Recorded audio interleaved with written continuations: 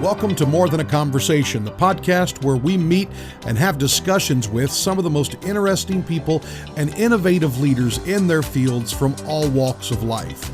We will be discussing everything from politics to theology to religion to philosophy to life. Every once in a while, I may just be on here talking about whatever's in the news and whatever I think will be of interest to you. This is your host, Patrick Connolly, and I hope that today will be more than a conversation for you. Welcome to a special live recorded edition of More Than a Conversation. Today, I am joined by yet another man in South Carolina who says that he believes he is the answer to unseat Lindsey Graham. A few days ago, with great success, we were able to have a conversation with Michael LaPierre. Today, though, I am joined by a man that says he is the better conservative Christian option in South Carolina and says that Lindsey Graham has got to go. And maybe even that Lindsey Graham is not what South Carolinians are being told he is. Perhaps, according to Mr. Buckner, we have a pig in a poke when it comes to Lindsey Graham. Perhaps he's telling us something that is not the way he truly feels.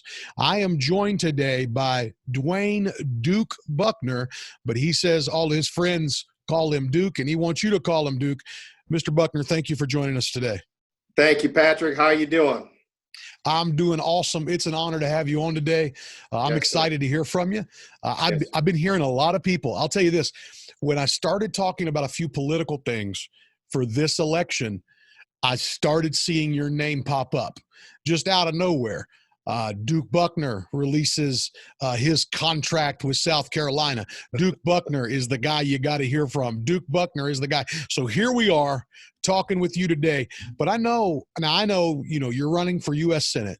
You are a lawyer. I know all that stuff. But on More Than a Conversation, we do like to go back and hear a little bit of how you got started. So what's the origin story of Duke Buckner? Tell us a little bit about you. Growing up, maybe. Tell us a little bit about your history, your past, and how you got to where you are now. Sure. Well, I grew up in the great city of Walterboro, South Carolina. I graduated in 1990, class of 1990. And my parents, they were divorced when I was in the 10th grade. So it was just me and my older brother.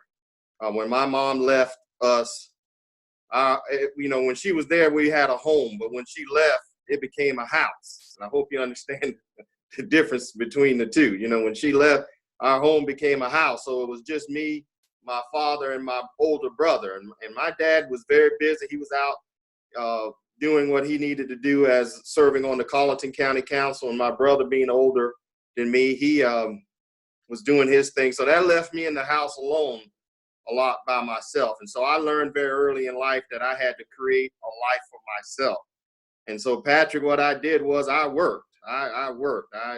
My first job was working at McDonald's. I worked there, and then the next job I had was at Pizza Hut. And man, I used to be in there from sun up to sundown, washing dishes. That's before they had the automatic dishwasher. We used to wash it with our hands. So, and then I moved from dishwasher to the make table. So I was making pizzas, and that was great. And then my next job, I moved up to working at Kmart. This is before. Well, a lot of them are closed now, but Kmart was really big back in the late 90s. So I worked at Kmart and enjoyed being a stockman. And then I moved up and got my job at Walmart.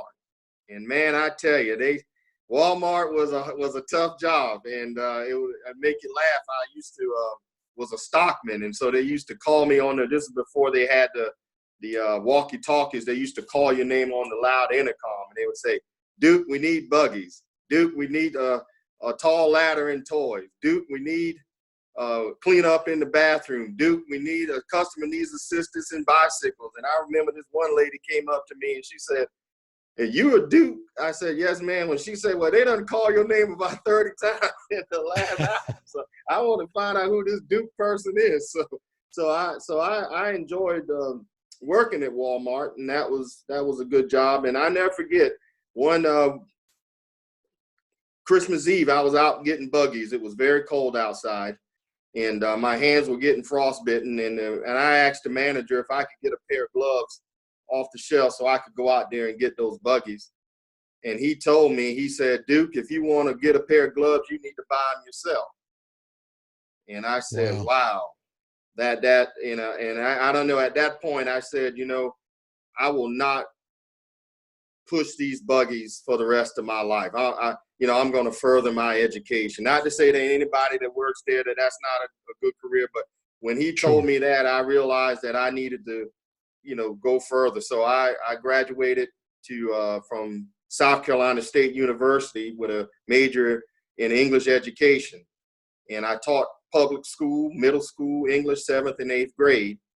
And while I was in college, I was dating a young lady back when I was in high school.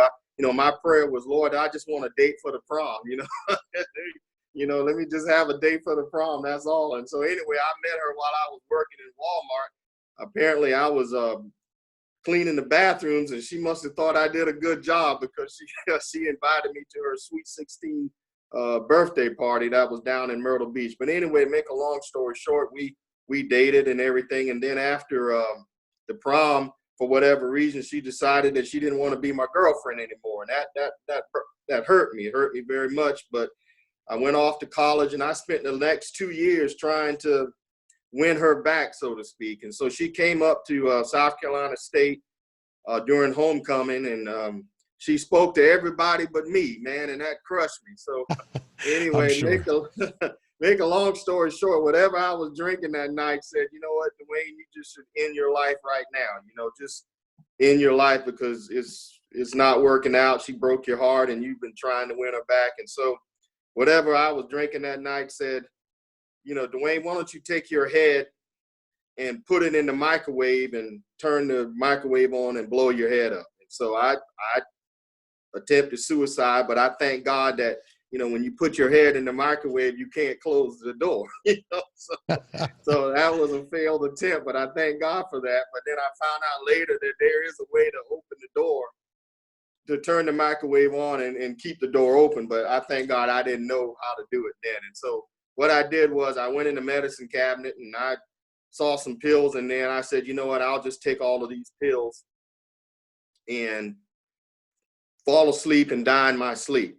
And that was my plan. So I took whatever I had in there, I laid down, but praise the Lord, I woke up the next day, and I felt led to come back to Walterboro. So I drove back home. Of course, the house was empty, but apparently my neighbor across the street saw me come home, and she invited me to a youth revival at a local church right around the corner.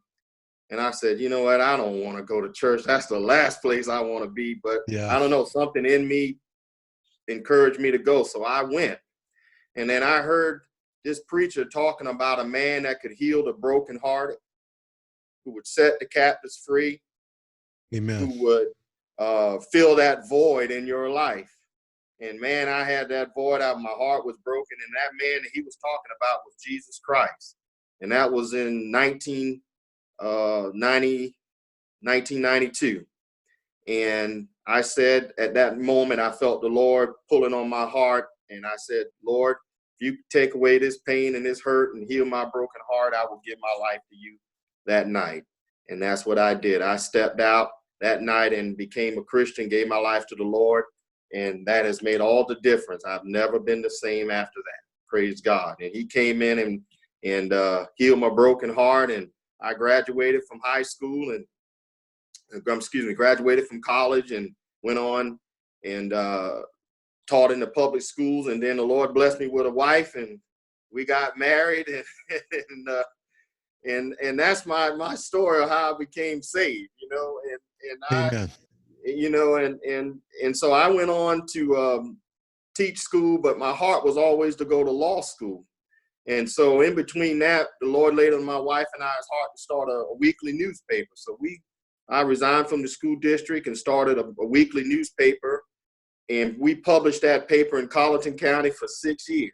And it was a labor of love. We used to get up in the morning, drive around the county, delivering papers, selling ads, writing articles. I mean, we grew a big staff And but my heart was always to get into law school. So I remember one Sunday I was sitting in church, and our church uh, recognizes everyone that goes on to further their education. And one of the sisters in our church got her master's degree, and the pastor said this that changed my life. He said, "Don't be jealous of Sister Williams. Go out and get your own." And when I heard that, it gave me the courage to try to get into law school one more time, because I had tried several times and never could get in. So I tried one more time, and I got this packet in the mail from a school down in Florida called Nova Southeastern University in Fort Lauderdale. And it was a conditional program, which basically says you take 2 online classes, criminal procedure and negotiable instruments, and if you make at least a B+, they would let you into the law school class that next semester. And I said, Lord, this is my last chance. So I told my wife, I said, listen, I'm going to put the newspaper on autopilot. You run the paper, and I'm going to study. And I studied like I never did before. And I think maybe 250 people got into the program, and only 20 people passed the test. And Wow. I happened to be one of them. So sold the newspaper, moved to South Florida, Fort Lauderdale, and I got into Nova Southeastern University, and I graduated with my law degree in 2006, December of 2006, and practiced law, passed the Florida bar, and I practiced law down there as a public defender in Fort Lauderdale. So I helped people who didn't have any money be able to represent them in criminal charges. And so I did that for about 2 years, and then my father was diagnosed with lung cancer. And he asked me to come back home to Walterboro. And I said, Lord, I don't want to come back home to South Carolina, because I'm going to have to take another bar exam and study and do everything. But anyway, he was pulling on my heart. And so I decided to come back. That was in 2009. So I came back home, and I won a seat on the Walterboro City Council. I ran for city council, and I was elected. And then I took the South Carolina bar, and I passed, and I opened up my own law firm in 2012. So I've been practicing law here in South Carolina since 2012, and with Buckner Law Firm. We have 3 offices, one in Hampton, one in Colleton, and an office in Beaufort, South Carolina. And what made me decide to run for office is that I happened to be watching TV one afternoon, and I saw Senator Graham on TV, and at that time, the president was contemplating fire Attorney General Jeff Sessions. And Senator Graham said, if you fire Attorney General Jeff Sessions, you are going to have holy hell to pay. And if you fire Special Counsel Robert Mueller, that would be the beginning of the end of the Trump presidency. And I said, wow, did our senator just threaten the president of the United States? And I was a big Trump supporter. He had come to Walterboro when he was running for office. I heard him speak. He convinced me that he was the man for the job, and I voted for him, and I supported him. And so when the Senator Graham threatened him, it sounded like he was going to do everything he could to impeach the president. And that bothered me very much. And so that was the impetus that kind of got me into this race, because I felt like at that point, Senator Graham no longer represented the values and beliefs of the majority of the citizens of South Carolina. And then when he came out in support of red flag laws, which is an infringement on our Second Amendment, and as a lawyer practicing in South Carolina, I say this everywhere I go, I know how that works in the real world. In a hearing in front of a judge, you could be a law-abiding gun owner. Your gun is going to be confiscated, because that judge is going to err on the side of caution every time. They're not going to let you out of that hearing keeping your gun. And so I had a problem with that. And so that's why I got into it. My platform is simple. I'm pro-life, pro-Second Amendment, and pro-fiscal responsibility. And I've released my contract with South Carolina, which is on my website at bucknerforsenate.com. That's BUCKNERFORSENATE.com. Rick. So it sounds like you're a man who, whether it's pushing carts and saying, you know what, this is the event that's going to make me decide I'm not doing this again, or getting that mailing and you say, this is my opportunity. It sounds like you're a guy that hears the opportunity call and seizes the opportunity, or says, you know what, I can't handle things being like this.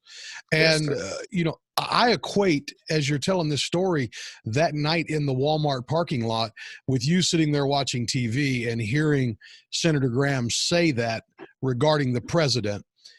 I would love to dig a lot more into Sure. just that story of you talking about being a young man and all the decisions you made. But I think a lot of that can come out as we talk about this. Speaking of Senator Graham, now I know that he is a longtime member of the U.S. Senate. He Yes, is sir. someone that people know. They know his name. They know who he is. They know, well, lately it sounds like he's been touted as one of the greatest supporters of President Trump. And so what do you make of that? Tell me what you're feeling. You're coming in to take out the incumbent. Um, what's wrong with Lindsey Graham? Why is he not the guy to carry us forward? And do you buy this idea that he is a Trump ally? And how's all that play out? No, I don't believe the senator's support for the president is sincere. And I believe that if he's elected again, he will swing back to the left and be a thorn in the side of the president for the remaining of his presidency for his second term. And I say that based on this. Senator Graham has been censored by the Chesterfield County GOP, the Fairfield County GOP, the Anderson County GOP, the Charleston, Lexington GOP, because he has taken positions that have been contrary to the values and the beliefs of the Republican Party by supporting Democratic proposals and ideas. For example, the senator supported amnesty for illegal aliens coming into the country. He has supported cap and trade, which would cause our energy prices to skyrocket and go through the roof. The senator has, again, backed red flag laws, which is an unreasonable infringement on our Second Amendment. So there's a list of things that he has done that I don't believe his support for the president is sincere, Patrick. And so, they can say he's his staunchest ally, but I mean, I'll say this: at the Kavanaugh hearing, I was very proud of our senator. He spoke the truth. However, I believe that he saw the handwriting on the wall. 2 years later, he'd be facing an election, and the president is very popular here in South Carolina. And so he felt that he needed to pivot and become more conservative. But if you look at just recently, when the president made a decision to withdraw troops from northern Syria, Senator Graham said that was the biggest blunder of his presidency. And I disagree with that. I think the president made the right call when he withdrew troops from Syria, because they had finished the mission, they had completed the task, and it was time for them to come home. And so, again, you can see Senator Graham has come out against the president, even in his most recent opposition to the president regarding the General Flynn and unmasking of General Flynn. Senator Graham said, I'm not going to call President Barack Obama before the Senate Judiciary hearing. And he made promises that he was going to investigate Russia, the Russia probe, that he was going to investigate possible impropriety by those in the FBI and the Justice Department that tried to undermine and destroy the Trump presidency while it was in transition. He had months to do all those things, years. And now he's at the last minute, and I think it's just a little bit too little too late, Patrick. So in your estimation, is it that Lindsey Graham it sounds like his position is changing on whatever he feels like is going to preserve him in the mind of the South Carolina voter? Well, I think the issue with the senator, and this is what I hear everywhere I've been campaigning, that he's not consistent. We need leaders who are going to mean what they say and say what they mean.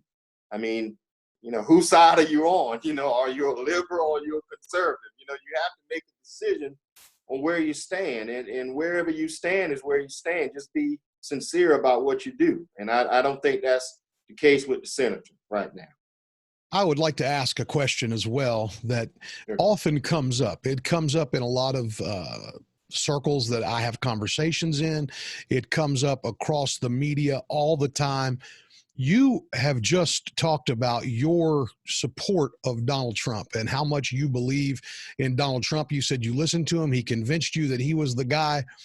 However, there are huge numbers of people that tout the idea that Donald Trump, and well, they would say Republicans in general, but particularly Donald Trump is extremely racist, and you'll hear that narrative pitched from time to time. Interestingly enough, with yourself and Senator Scott, were you to win, South Carolina could have 2 Republicans who were African American men. So that is an incredible thing. That being said, what do you say to people who look at you and say that Donald Trump is a racist? You know what? I don't believe Donald Trump is a racist, and I'll say reason why. When he came to Walterboro, South Carolina, when he was running for office, again, I went and I heard him speak because I said, you know what? I want to see him face to face. I want to hear what he has to say about what he was going to do to fix our country. And I listened to him, Patrick, and this is what I heard that came out of the president's heart. I heard his heart when he said that he was going to remove the United States from unfair trade agreements that were crippling our economy and hurting our businesses.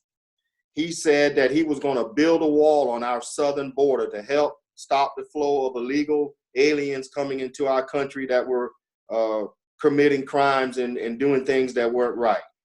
He said that he was going to reduce burdensome regulations and taxes that was crippling our economy and causing us not to be able to have the jobs that we need for people to be able to work and live.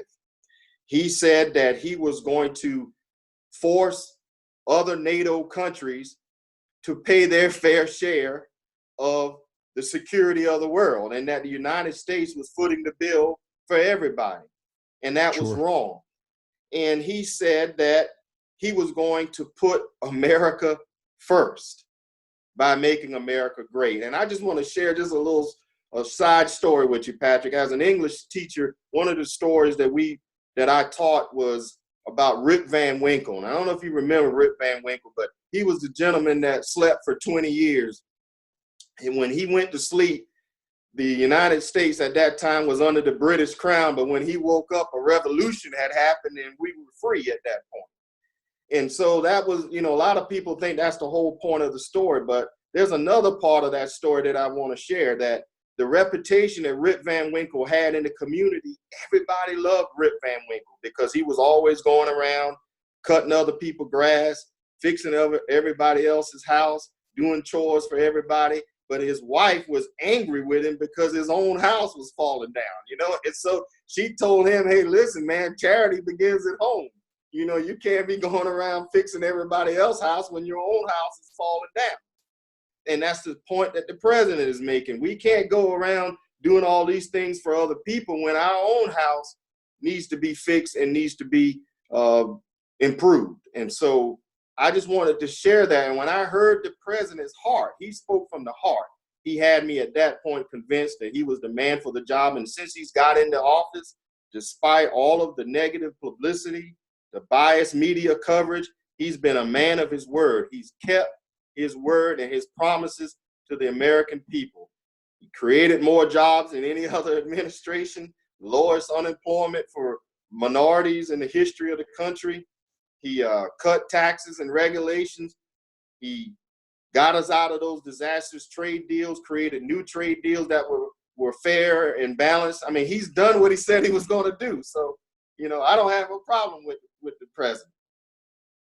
It's interesting that a lot of the accusations that are even made in things like that aren't made to open conversation, but they're made to end conversation, because it's hard to argue with a pro-America policy. It's hard to argue with letting other nations pay their way. So if we can't argue with that, it's easier to put a label on someone and say, well, hey, we shouldn't listen to them because they're ethically this way. And so that's interesting to me that you say that, and that you unequivocally say, you know what, I can completely support Donald Trump. And that is, I think it's good to hear that narrative dispelled.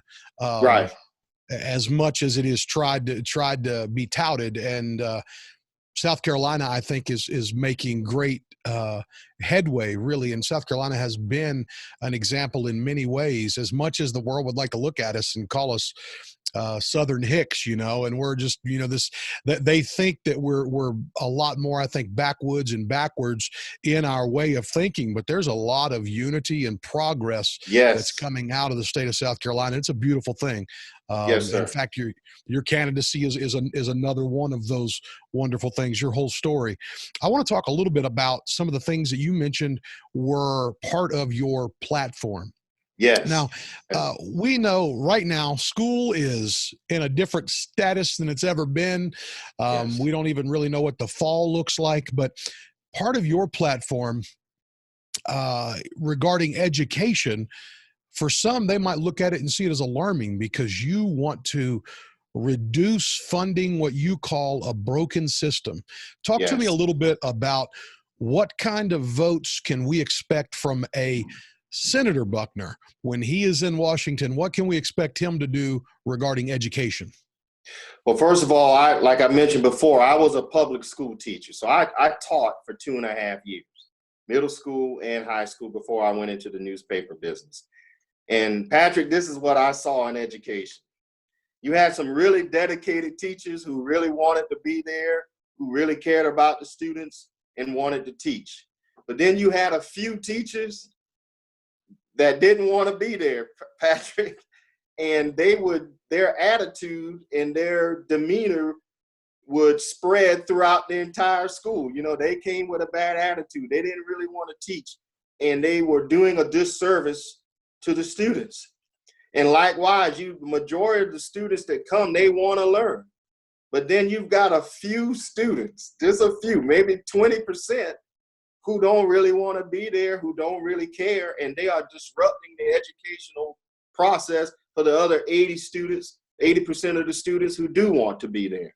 And so I figured, if we can get the students who really want to be there and the teachers who really want to be there, the sky's the limit for public education and what we can achieve. So we've got to find out how we can remove from the process those teachers that they really don't want to teach, by helping them find some other job that was better suited for their skills, to move them out of the public education arena. And as for the students who really don't want to be there and causing discipline problems, and I'm going to say this and it may hurt some feelings, but you know what? They need to stay home and let the mamas and daddies take care of them. And then I figure once mama and daddy have to deal with them for a couple of weeks, their attitude will change and they'll go back to school behaved and ready to do what need to be done. So that's my position on that. As an educator, what is your idea? Is there a way? And I know this isn't something that you would put out in any of your writings, so I understand this would be completely off the cuff. What can systems do or governments do? Obviously, public education is in the best interest of everyone. Yes. Whether or not everyone participates in it, having a better educated public is good for all of us. So we need to have public education. Yet, Yes. without parents engaging the process. Now, I was actually in private education as an educator. And so I've seen, even in education, where sometimes we might have some kids that were there with school choice vouchers and some that their parents are Yes. even paying for them to be there, but the parents still didn't engage in the educational process, even though they're spending money for their child to be there. In what way, or is there a way for government or the school system to create engagement from parents, or to hold parents accountable, or to reward good behavior out of parents in supporting their children? And how do we do that? How do we take parents from totally not caring and try to create a culture where they're, because from being in the classroom, even more important than the teachers, you can have the best teacher in the world. If the parents are not on board, there's not somebody at home, you're going to lose that child. What's your suggestion there? How can we create that culture of supporting children? Well, first, I think, and we see a rise in this now, is homeschooling, because I think a lot of people, because of the virus, have lost confidence in public education, and they realize that they're going to have to do what they need to do to educate their children. And so one of the things that I've learned in homeschooling, and we used to homeschool our oldest son for a semester, is that parents are paying for curriculum, they're paying for supplies, they're paying for books and things to do homeschooling, but they don't get any benefit from it from a government standpoint. So I would be in favor of, hey, if you spend $3,000 and you're homeschooling for your child, then you get a $3,000 tax cut, on your taxes, because you are teaching and homeschooling your own child. And right now, that's not happening. You're paying for it. You don't have a way to get that money back, even though you're paying for regular public education. So one would be the rise of homeschooling, because now that mother or that father, whoever's at home, is engaged with that child and helping him or her to learn and get their lesson. And second, school choice, like as you mentioned, is very important. The one size that fits all doesn't work anymore in education. If your child is good at homeschooling, then homeschool him. If he's good at a charter school, then put him in a charter school. If private school is the best option, then private. If parochial, whatever is best for your child, the money should be able to follow you wherever you believe you can get the best education for your child.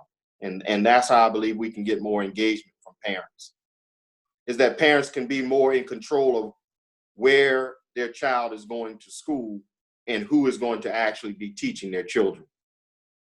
Hey, More Than a Conversation listeners, I hope that you are enjoying this conversation as much as I am, and I hope that you're getting something great out of it today.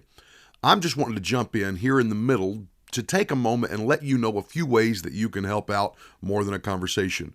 First, wherever you're listening, please go ahead and click that subscribe button. That will definitely help, and that'll make sure that you get all the content. Also, if you have a way to rate, if your app allows you to give a 4-star, 5-star, whatever the rating is that's the top rating, I would so appreciate if you would go ahead and drop a rating there. That's how the aggregators and the distributors rank podcasts, and the higher the ranking you give, the more ears will be able to hear these great conversations. Thanks again, and I'm hoping that today has been more than a conversation for you. Now let's get back to it.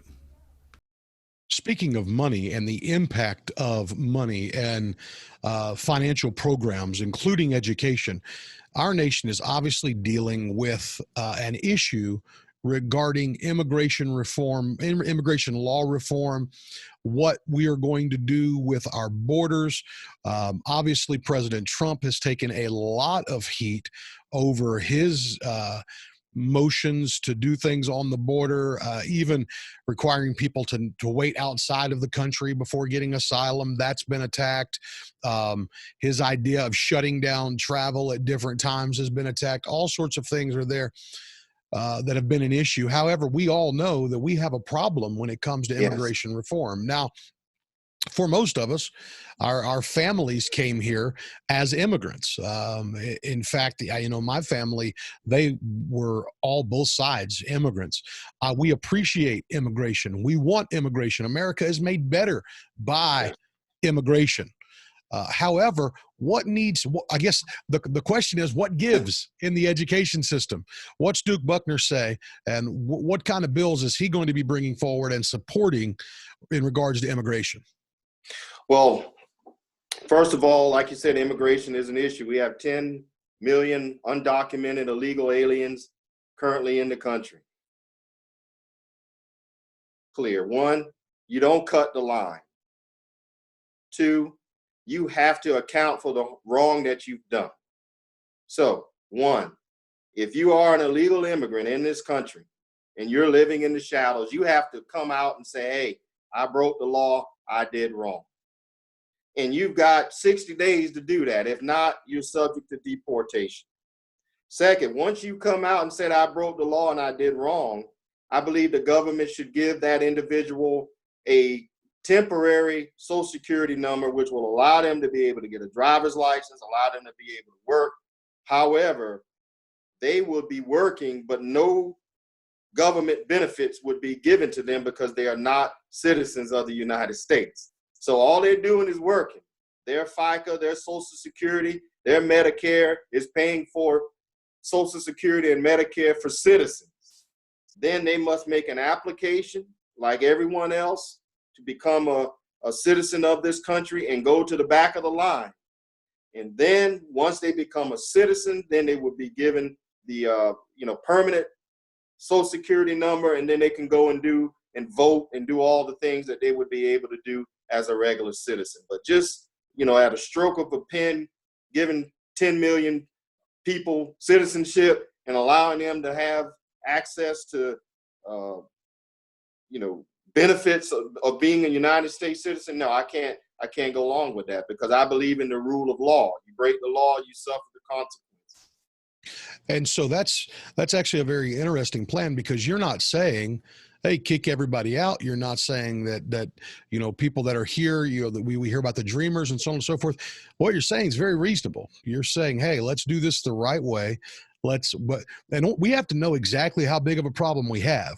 Right. And here's the thing: if we give an opportunity, if an opportunity for honesty is given and it's not taken, then at that point we have to assume that there's a reason you don't want us to identify you as being here.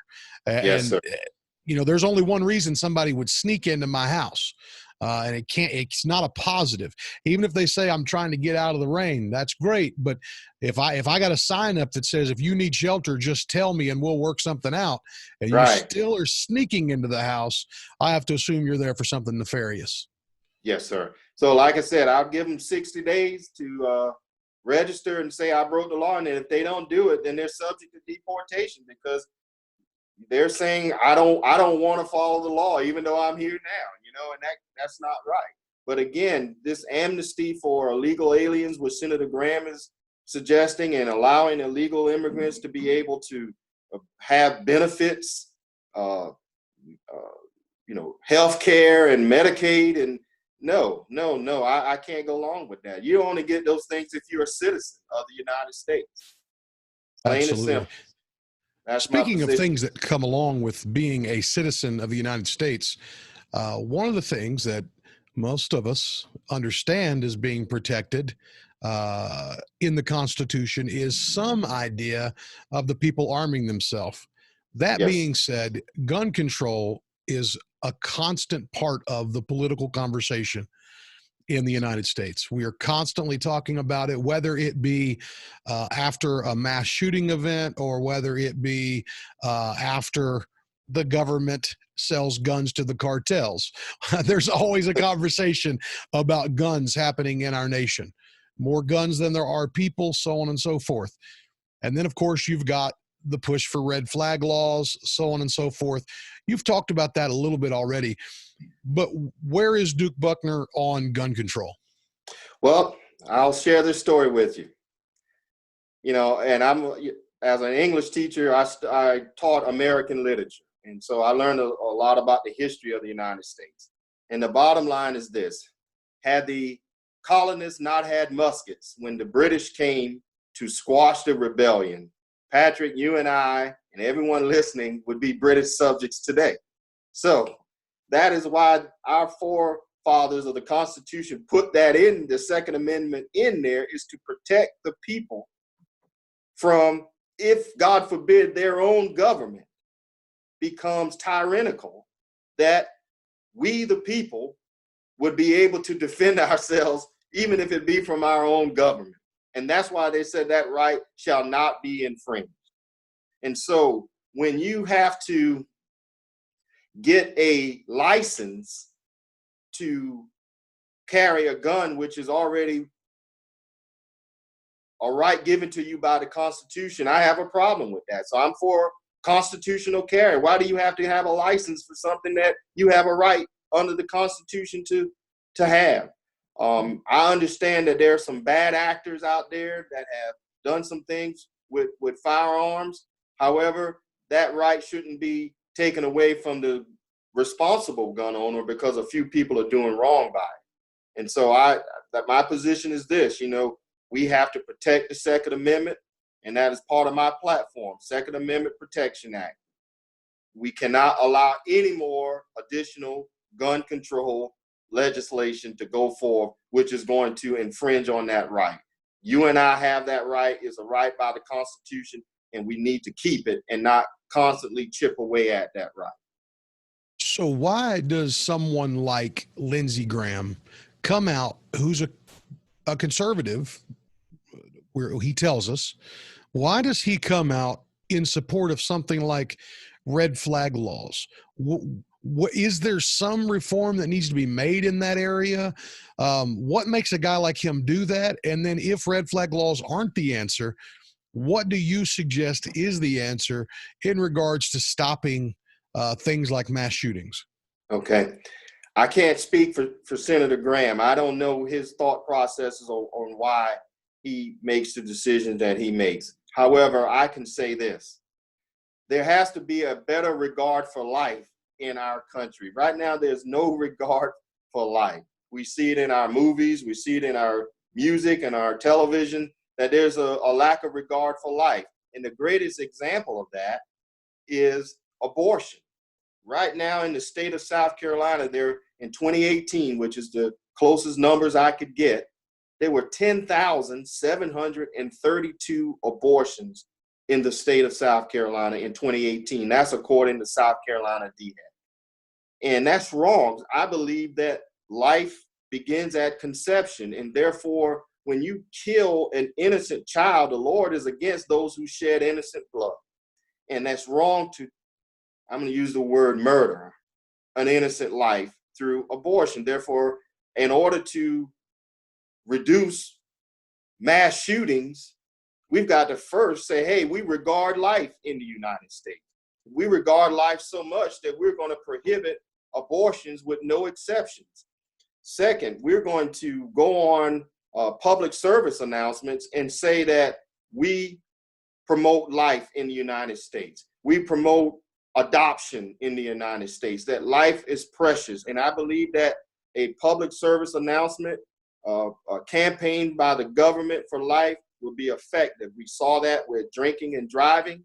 We saw that with teen pregnancy. We saw that with, teen pregnancy, drinking and driving, and we also saw it with smoking. We saw how those work, and it'll work the same with life. And I would be willing to put money behind that in order to start a national campaign for life. It's actually a national campaign about the subject of life. And honestly, even if I'm as anti-abortion as somebody can get. And even if they didn't even have the abortion, even if abortion wasn't part of the conversation, that would be a great idea. I really like that idea. That being said, the idea of abortion, what's your opinion on abortion and the legality thereof? Well, right now, abortion is legal under Roe versus Wade. And I'm hoping, and that's why it was so important for Donald Trump to be the next president of the United States, that he would be able to put conservative judges that are going to overturn Roe versus Wade. I want to see that overturned. And I believe that we're in a position where that can happen. And that is why those on the far left of the Democratic Party are fighting so hard against the president, because they know that their days are numbered in terms of abortion and killing of unborn children in our country. Those days are limited. And I believe that in the next term, Donald Trump wins again, which I believe he will, that he'll have another pick on the Supreme Court. And I'm praying that Roe versus Wade would be overturned. And we can already see states setting up their laws to create those challenge cases. Yes. That's already happening. And so that's certainly an exciting thing for those that are pro-life. That being said, that last, not race, but appointment of Justice Kavanaugh, it really began to reveal the hearts of people. If there's ever been anything that showed more hatred and division than that appointment, and there was one issue, was truly one issue. And that being said, I do think that if Donald Trump is elected again, he will most likely have another pick. And if he does, there are definitely some very conservative, very pro-life justices that are out there. And that's another thing for people that talk about Donald Trump or maybe don't like him. They're not paying attention they are not paying attention to the amount of appointments that are being made Right. across the board on the, I mean, just the courts everywhere are being filled up with conservative judges, and that is securing a conservative future for our nation. Now, I want to talk to you as a public defender. I want to talk to you as a man who believes in the right to carry a gun, and as a man who believes in the right to defend yourself, and as a man who believes in the rule of law. The big conversation over the last several weeks has been the conversation of Ahmaud Arbery. That case has been brought to the forefront in many ways. Yes, sir. That being said, just as you look at it from the outside, I know you're not the prosecutor involved, you're not a defense attorney involved in the case. When you first, I don't know how much you've paid attention to it. I'm sure everyone has paid attention to it, Yeah. though. Uh, when you first heard that and your reaction to how it went, and I'm assuming you've probably seen the video by now, what's your reaction to that, and what's your reaction to the way that it played out in regards to several months without any arrests being made, and then as soon as the GBI comes in, there's an arrest in 36 hours. It seems like one side or the other missed something. And then on top of that, a man who recuses himself writes a letter detailing a defense. He's the prosecutor, and he basically details a defense of the suspects. A very strange thing, and it really opened up a lot of feeling in the United States. It really, interestingly enough, because of the lockdown that was going on with coronavirus, we didn't see a lot of the massive protests and that sort of thing Right. that often accompany an event like this. And I think that was healthy because, number one, people were able to sit, people were at home, they were sitting back, analyzing things, they were able to put their thoughts together a little better. And then also, I think, even in the cases when there's been real injustice, it's easy to hide the injustice behind the reaction of those that are reacting to it and say, Yes, sir. well, yeah, but these people are acting this way about this thing. And then it becomes about the reaction as opposed to the actual event. Whereas this one, we had an opportunity to look at it. Now we see, all these other things. Well, he had this running with the law here or there, so on and so forth. But what is your overall feeling about Ahmaud Arbery? Well, from a newspaper, being in the newspaper business, one thing I learned is that there's two sides to every story. And as an attorney, I was taught that you look at all the evidence before you make a decision. And so I am waiting. The media is very subtle. They give you a little piece. They give you a little piece. They give you a little piece to string people along. They can't give you everything all at one time, because if they do that, then you would lose interest in what's going on. So I don't rush to judgment. I make sure that all the information is coming out. And then once all the information has come out and the facts are presented, then you can make an opinion and an assessment of the situation. Right now, I honestly, I can't give you an opinion on it until everything comes out. And I can't say I don't trust the media. Sometimes I don't, because they don't give you all the information. So I'm going to have to decline from giving you an opinion on it until I get all the facts. And right now, I don't have all the facts regarding the situation. And I'll be honest with you, I heard a little bit about it from when I first heard. All I heard was he was out running and he got shot. Then the next few days, well, he was now in a house that was under construction. And I'm like, well, wait a minute, why didn't you say that a couple of weeks ago? So I don't have an opinion on it until all the facts, but I will say this: justice will be served. I believe in our justice system. I believe the jury will do the right thing.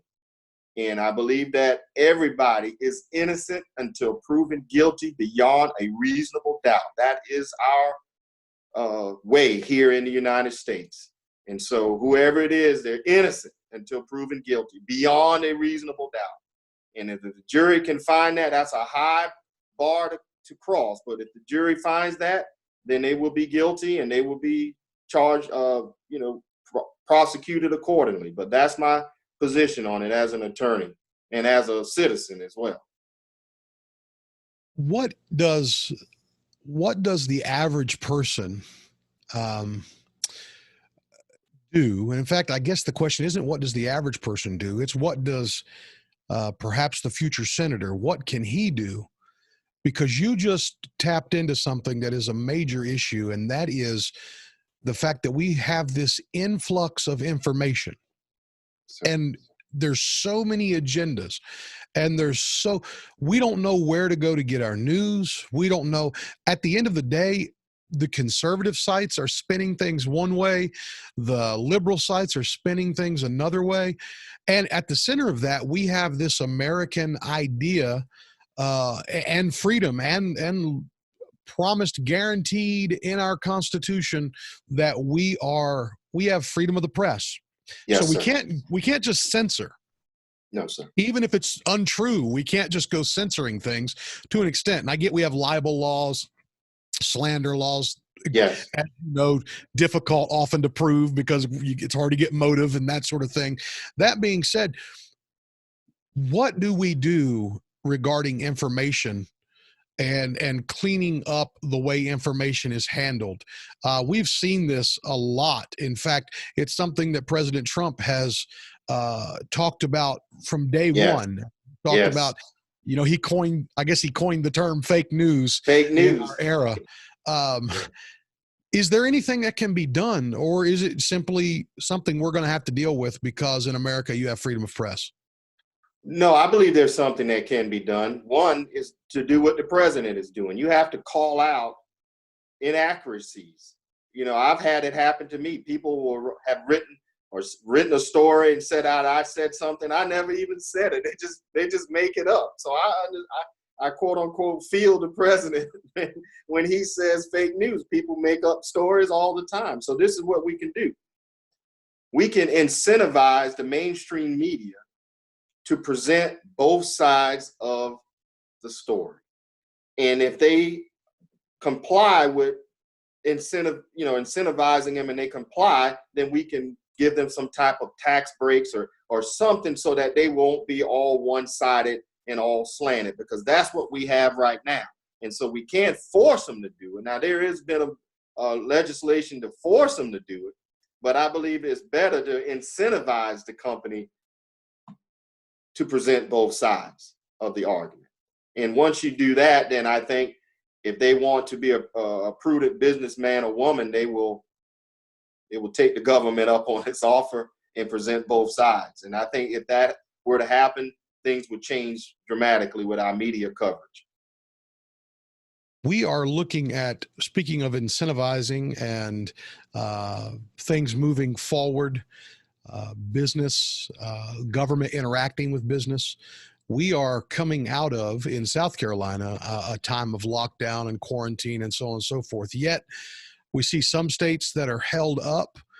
We see issues with hotspot areas that have occurred. And again, we get into the misinformation all over again, where I sit here, and even as a pastor, I've tried to make decisions, but I have no clue who I can actually believe in many cases.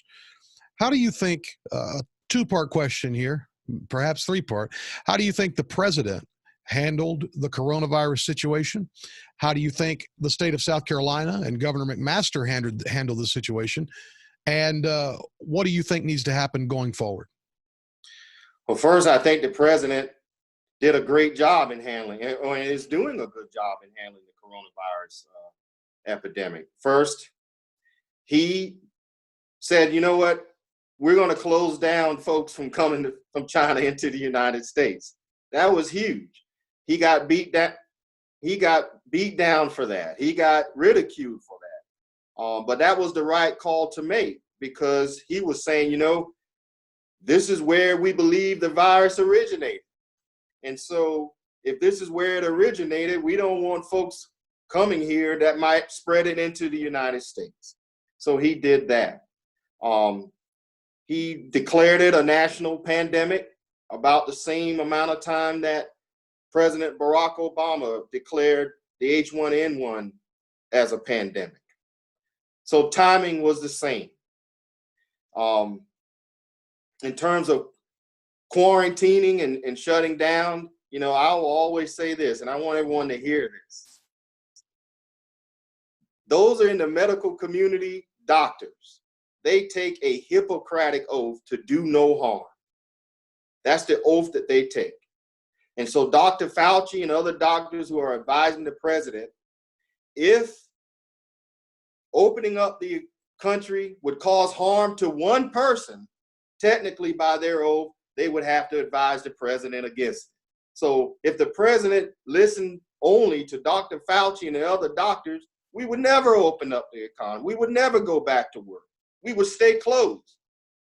The president took an oath of office to preserve, protect, and defend the Constitution of the United States. He has a different oath. He has an oath to this country not to let it be destroyed, not to let it be crumble right before our eyes by staying closed too long. So when the president said that he was going to make the biggest decision of his presidency, people didn't quite understand what he was talking about, but I knew exactly what he was talking about. It's the same decision that President Abraham Lincoln had to make. Our union cannot continue being half free and half slave. So we're going to have this war and folks are going to die. And in one day, 23,000 men died in the Civil War. By the end of the war, 650,000 people had died. But it was to preserve the Union. In the same situation here with President Trump, he has to preserve the Union. I understand one person dying is one too many, but we cannot stay closed indefinitely and let our country destroy itself by keeping it closed. And so to answer your question, I think the president, under the facts and circumstances, has done a good job. Now, for Governor Henry McMaster, he has tempered his response. I don't have a problem with Governor McMaster. I believe he's done the right thing. I mean, he has taken the information. He's waited. He said, okay, you can open up, but open up under these restrictions and guidelines. And actually, I tell you this, Patrick, when I see everybody dining outside, it's actually kind of nice, Well, I mean, you can do it now because the weather is nice, but I believe the governor has done a good job. I don't have any problem with Governor McMaster. I think at the time that he opened things up a little bit, people were saying, hey, it's time to open up because, we're suffering. I know barbershops and I need a haircut and, other folks have been suffering, but, it's all right. We can make it past that. And so I don't have a problem with what Governor McMaster has done. I think he's done a good job. Now, moving forward, this is what we need to do. We need to identify the stream of commerce where we were not prepared in terms of personal protection equipment, our pharmaceutical chain from China. We have to realize at this point that we can't really depend on the Chinese. We've got to bring these manufacturing of these things right back here in the United States. And we can do that. We can do that like tomorrow. And that's one of the things that we've got to look at. We've got to look at how can we best prepare our country for something like this in the future. And that is to make sure that our supply chains and our manufacturing is done right here in the United States. And I think once we do that, we'll be prepared. I believe the president made the right decision by holding funding from the World Health Organization because somebody is responsible, Patrick, for the spread of this corona. Somebody made a mistake or did wrong, and we need to get to the bottom of it. And right now, all evidence is pointing to China. Now, in the future, it sounds like you're saying there needs to be some actual action taken against China if they are responsible, whether it be sanctions or lawsuits or something's got to happen. Yes, sir. And they've already filed some lawsuits against China. And I'll say this, and I would like for your listeners to hear my heart in this. a few years ago, China had a situation where there was some infamil that was given to their children that was poison, or it was causing deaths to their babies and children. And I said, wow, you know what? If this is happening to their own children, what do you think about the products and things that they're sending here to the United States? And then subsequently, I don't know if you remember, Patrick, but there was an issue with pet food here in the United States that was coming from China, and it was killing some of the pets here in the United States. And at that point, I began to be very weary of products coming from China. And so I will just say, proceed with caution. We just don't know what we're getting when we get these products coming from China, and just to be, I would say, be led by the Lord. You know, if you don't feel you need to purchase these products, then don't purchase them. Demand it made at home, made in the USA. You know, everybody's got their own personal beliefs on it. But I know if I go to Walmart and there's some fish from China and there's some fish from Alaska, I'm choosing the one from Alaska. Let me ask you this. Sure. You talk about Dr. Fauci. You have Dr. Fauci. You have Bill Gates. You have this movement that's out there now towards vaccines and that sort of thing. And there are a lot of people who are showing a lot of concern right now about the idea that there may be some forced vaccination, tracking apps, and so on and so forth.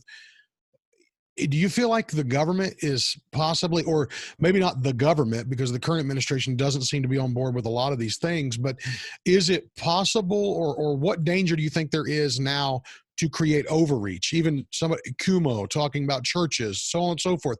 What kind of overreach do we need to be aware of moving forward in everything from the healthcare to public gatherings, with the government overreaching perhaps? Well, you know, Patrick, I'm going to be speaking on this issue. There's a rally in the State House grounds in Columbia on Saturday on this exact same issue. And I want everybody to know where I stand on this. Number one, forced vaccinations, I'm against it. And the reason I'm against it is because in certain instances, the vaccines can cause problems, can cause allergic reactions, and everybody can't be forced to do that. Second, putting a tracker in your cell phone, I'm against it, because that's an invasion of privacy. Nobody should know everywhere you are at all times. I have an issue with that. Third, putting some type of microchip inside of you so that you have to scan yourself before you can come in a building. I'm against that totally, because again, you have the right and the freedom over your own body. And I believe that's an overreach to say, hey, you have to put a chip in your body, or you have to have a vaccination, or you have to put something in your cell phone in order to operate and be able to buy and sell and do things that you need to do in the community. So I'm against that. And I would warn Americans from participating in that, because there's too much possibility for impropriety in that type of situation of forced vaccinations and things like that. Well, Duke Buckner, we want to say thank you on behalf of all the listeners today. Well, I know you've got a busy schedule. You've got other stuff lined up. I had a great time talking with you. You've told us where you came from. You've told us some of the things you learned along the way, and you've even laid out some plans for the future. Before you go, though, could you, first of all, can you tell us where can people go to get more information? And where can they go to give support to you? Where can they follow you on social media, websites, so on and so forth? Yes, sir. Patrick, before I do that, if I may just take 2 minutes to raise an issue that is very important to me. And that is the situation with fathers and the assault on fathers. And I'm going to go as far as to say the assault on men in our country, the feminization of men, the stripping of men from being men. And one of the ways I'm addressing that issue is my Fatherhood Preservation Act, which basically says that if you are a father in the United States and you're doing the right thing, you're obeying the law. Currently in South Carolina, if a child is born out of wedlock, the father has no rights to that child. None. Zero. Zilch. He has to fight to get those rights, even if he's court ordered to pay child support. And I think that's unfair. And so my position on that would be, if you are court ordered to pay child support and you're a father and you're obeying the law, immediately you will receive joint custody and standard visitation, so that you will have the right to be able to see and be with and spend time with your child. And that's the one way we can deal with this rollback of masculinity that we see in our society today. It's in our movies, it's in the commercials, it's everywhere you look. You know, men are being treated like clowns. They're clowns now. They have no given, no respect, and expect to do things that are not in their role. For example, if we continue to gender neuter the American population, when it comes time to recruit men to go out to war, to fight on the battlefield, they're not going to be there, because they're being taught now that this is somehow wrong to be a man. Toxic masculinity, I think they call it. Toxic masculinity. Sir. Yes, sir. And the result of that is less security for the United States, less ability to be able to fight wars and protect our homeland, because the men are just not there. Instead of going out on the battlefield, they're home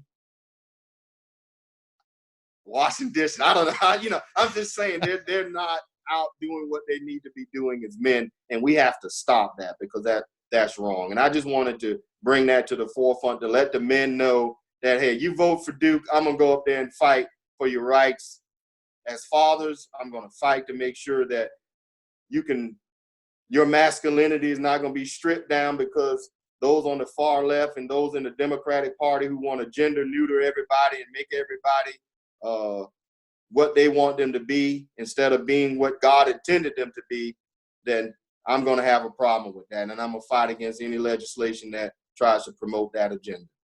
And so, it's interesting that you bring that up, and you opened that door. So we'll walk in that room for just a moment. But even, I've got two daughters, and one of the things that I've noticed is, even with kids programming on TV, the dad is always an idiot. He's always bumbling. He just wants to watch sports and sit on the couch and do dumb things. And it's always, and moms are awesome. Mothers are incredible. We nobody doubts that. However, every episode, it's mom saving the day while dad bungles it away, while dad never grows up. Our comedy movies are always about men who have never grown up. And so we've created that idea that men don't grow up. So then men buy into that and they continue with that. And that's, you are absolutely dead on there. It's honestly, it's one of the things that I believe has been one of the left's largest problems with Donald Trump. Now, I don't think either one of us, being believers, would say that we agree with every way that Donald Trump has handled every situation with his, maybe his remarks, his words, things he said in the past, even things he said now aren't things that I would say or that I would want someone to say. But one of the things about him that I think has turned off a lot of people on the left is actually his masculinity. At the end of the day, he might be crude, and I'm not excusing that, but at the end of the day, he seems like a red-blooded, America-loving man. And that is an issue for a lot of people, that idea of masculinity. And so that's a great thing that you're bringing that up. And one other thing, and I just learned something. And so I like to stop and let it soak in when I learn something. I, as a pastor, constantly talk about fatherhood. And I as an American, I believe, and many have said it, I guess perhaps most famously is probably Ben Shapiro, who's pointed out that in America, the way to escape poverty is to finish high school and then get married and then have your children. If you do things in that order, he says, for the most part, well, the statistics say you'll pull yourself out of poverty, you'll move forward in life if you follow that order. And so we understand that even that having children out of wedlock is not obviously God's plan, and it's also not the best plan for a society. However, I have complained about the lack of fathers and have opined about that. I had no clue that in the state that I pastor, that the father has no rights. None. No rights. If the mother has all the rights to the child, if that child is born out of wedlock, the father has to go to court. I'm an attorney, so I deal with this all. when I used to practice family law. The father has to go to court and fight for visitation and joint custody. He has to pay a lawyer. He has to go to court just to be able to see his child. And that is the current law, and that's wrong. Even if he's court ordered to pay child support, that's the issue. If you're court ordered to pay child support, then you should be, of course, you pass a SLED check or whatever. We want to make sure these are fathers who are obeying the law, or, are not out doing things that they ought not to be doing against children. You understand? I'm just saying the red-blooded American dad who's paying his bills and working hard, and for whatever reason, he's paying child support, but the mom says, no, you can't come see your child. No, you can't come spend time. That's wrong. And I'm going to fight to change that, because it's not only here in South Carolina, I'm sure it's across the rest of the country. Wow. What I think too is that's creating a culture that says that I can have children. So if I'm a woman, I can fulfill that desire to have a child, but I don't have to fulfill the idea of having the couple. That children are the fruit of that relationship, biblically speaking. And that's, sociologically speaking, we know that is better for a child to have both influences in their life. And certainly my suggestion, and I'm sure yours as well, would be, hey, get married, have kids. That being said, for people that are in the situation, the deed is done, the child is born. Yes. My goodness, I had no idea that literally a man is having to, I do think it's his responsibility to pay the child support either way. That's court ordered or not, he has that responsibility. And I know you feel that same way.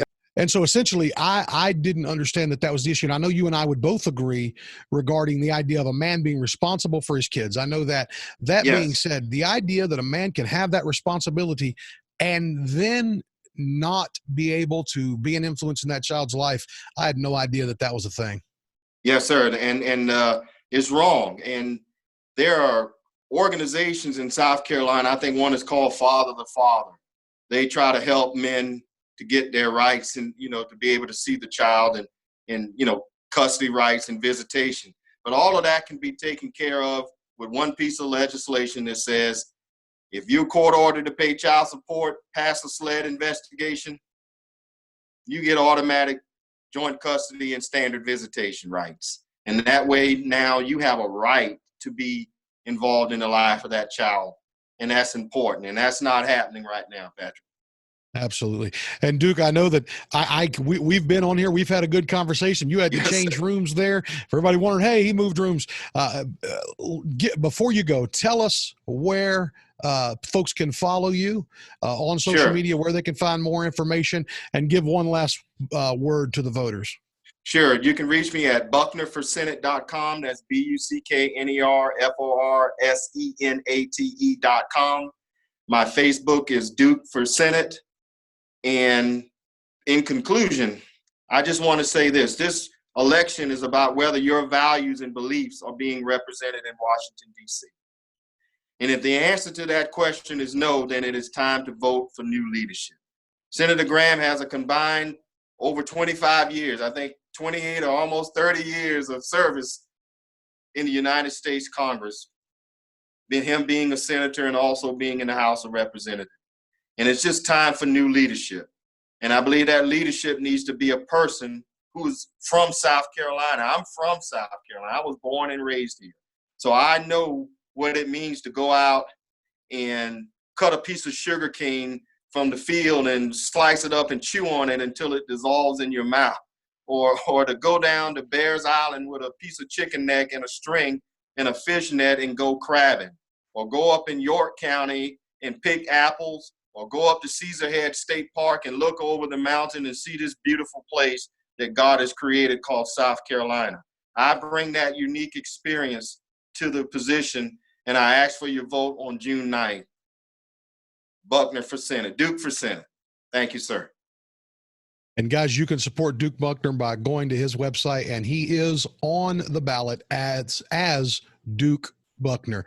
Duke, thank you so much for joining us today. I appreciate you, Pastor. I'm sorry, man. My phone battery went out. I didn't realize it was low, so I had to recharging in a different spot. But I appreciate the interview, and thank you for allowing me to share my testimony with you today. Absolutely. All good. You've been on interviews all day long. Thank you for taking time for us today. God bless you, sir. Yes, sir. God bless you. Thank you.